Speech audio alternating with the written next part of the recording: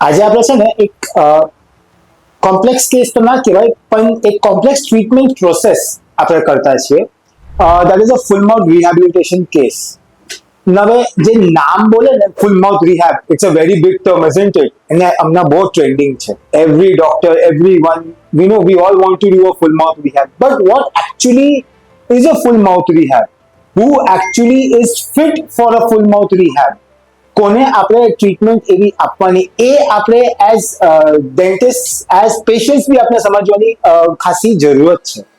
C, every person is not a full mouth rehab person, but someone જેના બહુ બધા teeth missing છે, કે પછી આપણે એ ટીથ ખરાબ, એ દાંત ખરાબ થઈ ગયેલા છે, રિસ્ટોર કરવાના છે, નીચેના દાંતો નથી, આવું બધું એક સાથે એક ઓરલ કેવિટીમાં ઘણી બધી એવી વસ્તુ હોય, યા તો દાંત બહુ બધા વાંકા ચીકા છે, આગળ પછાડી છે, એ બધું આપણે એક સાથે ટ્રીટ કરતા હોઈએ, એને આપણે યુઝ્યુઅલી એક ફૂલ માઉથ રિહેબ કેસ ટર્મ કરીએ છીએ. હવે ફૂલ માઉથ રિહેબમાં આપણે શું જોવાનું?